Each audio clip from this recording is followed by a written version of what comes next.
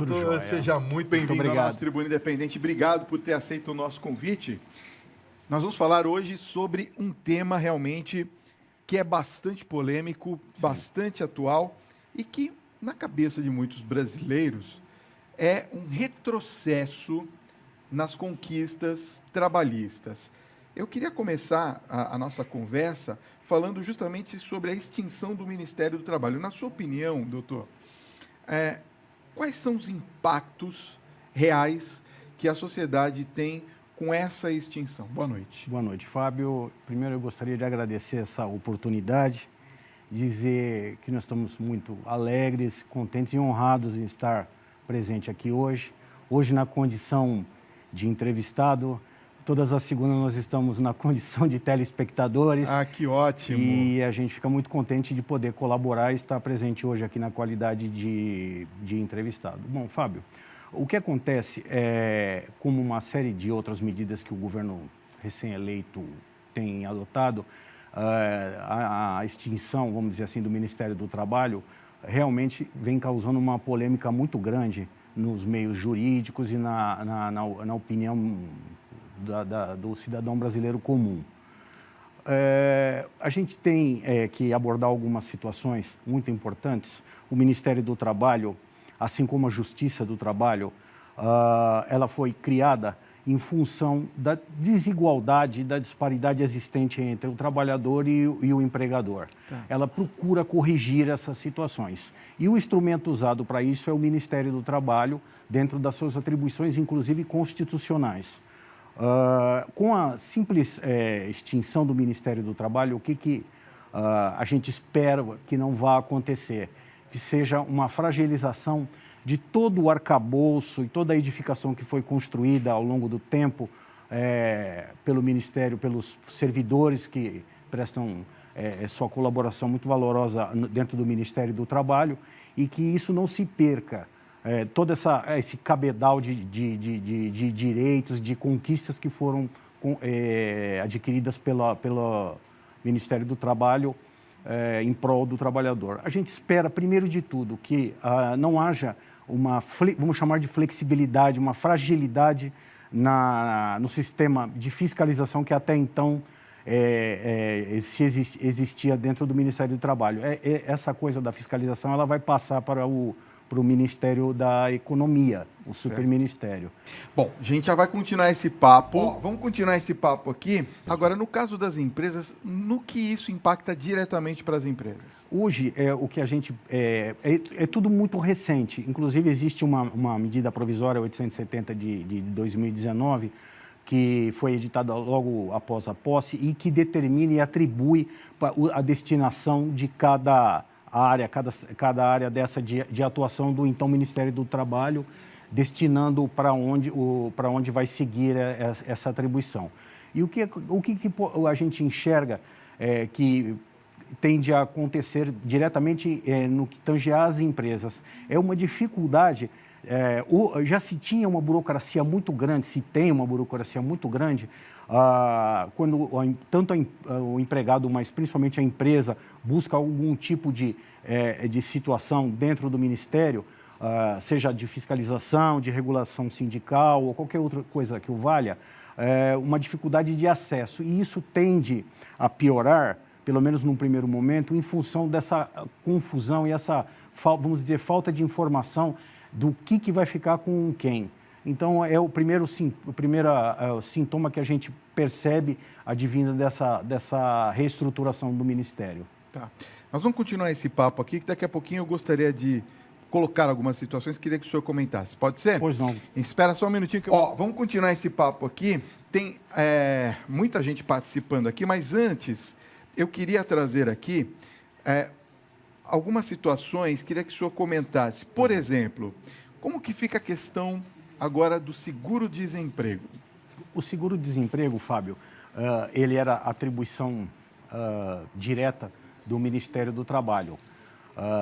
Ele advém de um fundo, o FAT, e é através desse fundo que o governo obtém remuneração para pagamento desse seguro-desemprego. Certo. Com esse fatiamento do Ministério do Trabalho, isso vai passar para o Ministério da Economia. Em princípio, não vai sofrer nenhuma alteração em termos de legislação, de mecânica de pagamento, vai continuar como está. Mas não fica esquisito, né? O Ministério da Economia cuidar disso? É um tanto quanto, vamos dizer assim... Estranho, né, doutor? Estranho, realmente. Bom, eu queria que o senhor falasse sobre a fiscalização das condições de trabalho. Quem que vai ficar responsável por essas fiscalizações? Fábio, esse é a maior grita, eu acredito, dentro desse espectro da estratificação e da extinção do Ministério do Trabalho, dentro do meio jurídico, que, além, é claro, da garantia dos direitos sociais obtidos por intermédio da Constituição, esse é o segundo ponto nevrálgico dessa questão. Nevrálgico por quê? O que se teme é uma fragilização do sistema que vigia até 2018. Se tem a ideia, pelo menos se tem o temor de que haja uma fragilização no sistema de fiscalização até então proposto e colocado em prática dentro do Ministério do Trabalho com essa estratificação. E ele vai passar, pelo menos agora, no primeiro momento, para o Ministério da Justiça, quem vai, o superministério do ministro Sérgio Moro, é quem vai ficar com a incumbência dessa fiscalização. Bom, então, eu acho que também vai ser para esse ministério a política de segurança e de saúde no trabalho. Vai ficar também na Justiça? Sim. Esses dois pontos, dois segmentos ficarão dentro da pasta do ministro Moro. Tá, quer dizer, no caso da segurança no trabalho, até que ok, mas e a saúde? Também fica esquisito, né? Fica um tanto quanto...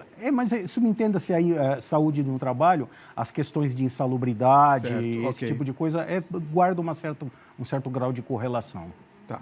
Vamos falar um pouquinho da questão do salário mínimo? Pois não. O salário mínimo, neste ano, passou de R$ 954 para R$ 998. Eu queria perguntar, na prática, essa mudança que não foi tão substancial assim, mas, por outro lado, alguns analistas observam que foi um dos maiores aumentos salariais que tivemos do salário mínimo permitido por lei nesse momento. Ele traz algum tipo de alívio para quem recebe a base do piso salarial, doutor Júlio? Na prática, a gente sabe que não, infelizmente não, mas foi o maior, como você colocou, o maior aumento real. Nos últimos anos que o salário mínimo sofreu.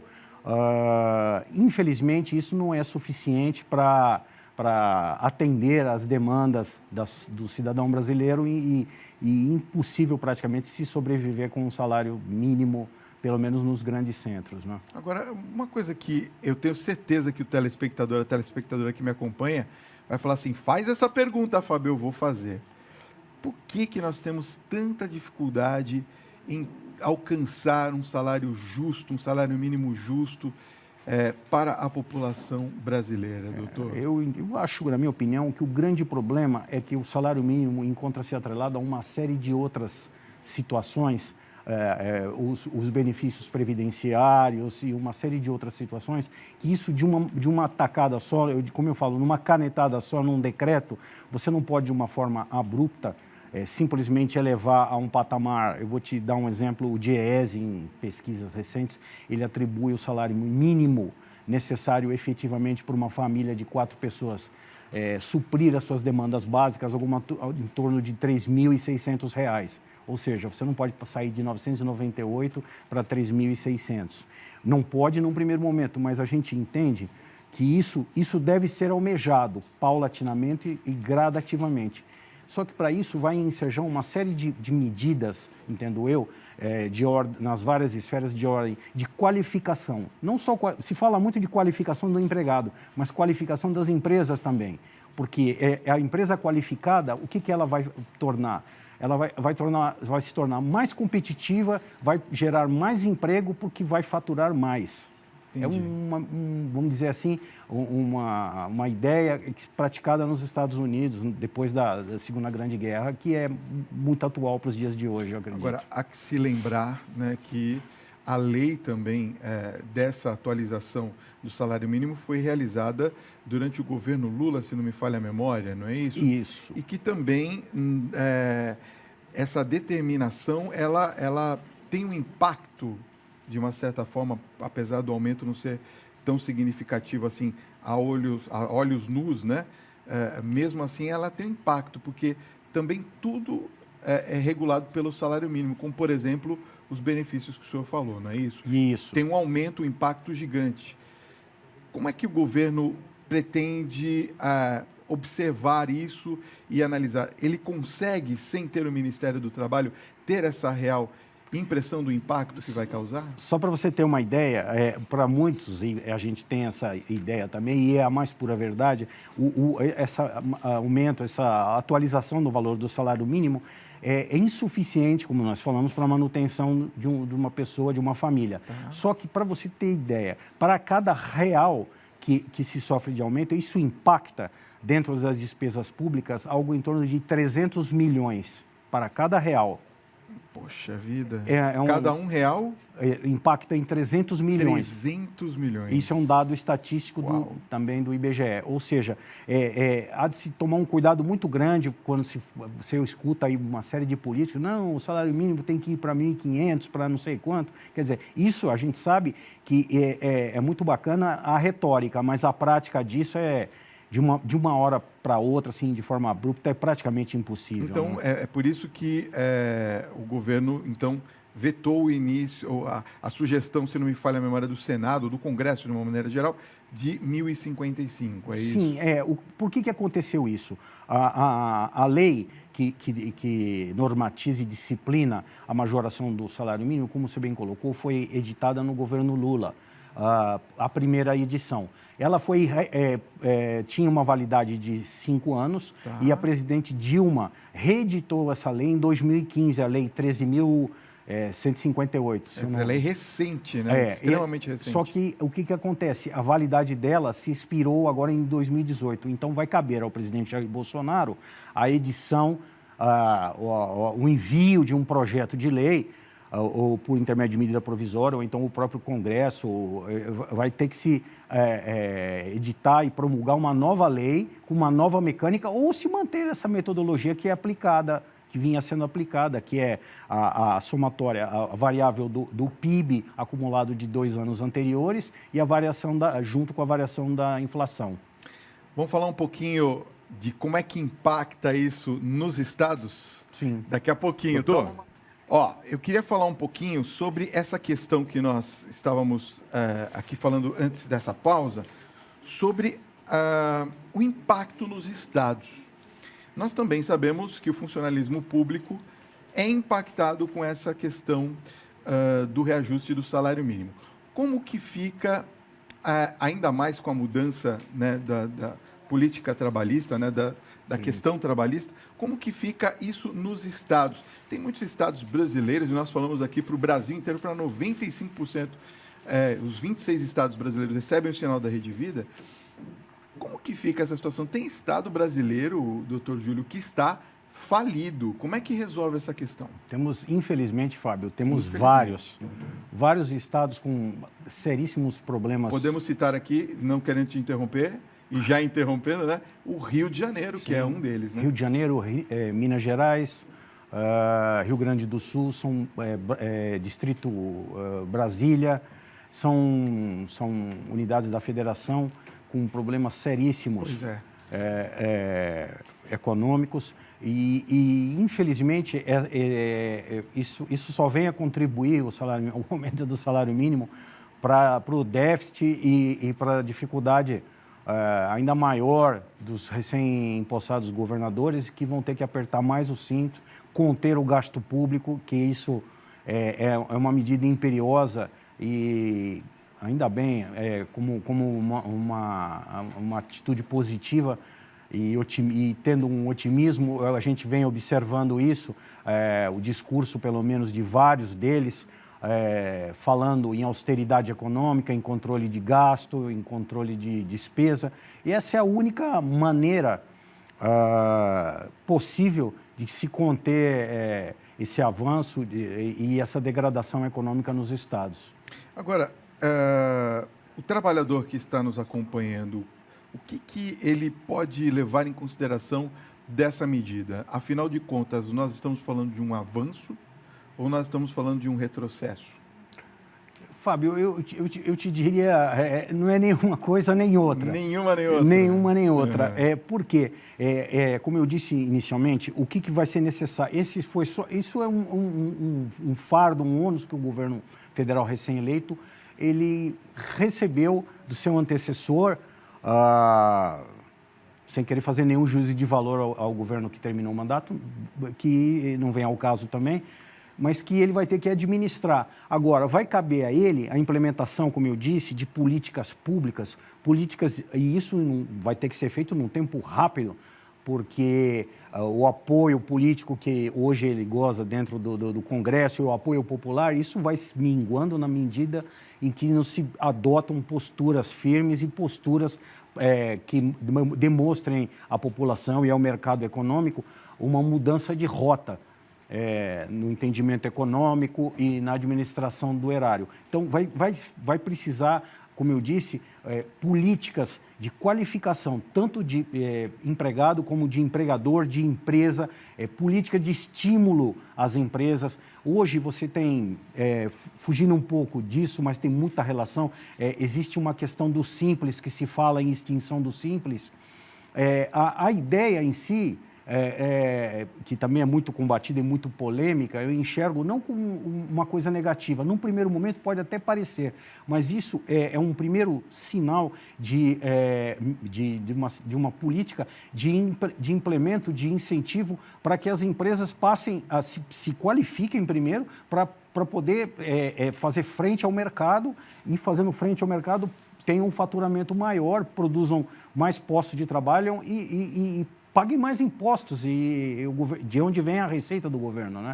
Você sabe que eu fiz essa pergunta justamente se é um avanço ou um retrocesso, porque eu percebo o seguinte, por exemplo, a fiscalização, nós já comentamos aqui na nossa conversa, mas o número de processos trabalhistas que a gente observa é um negócio, assim, absurdo.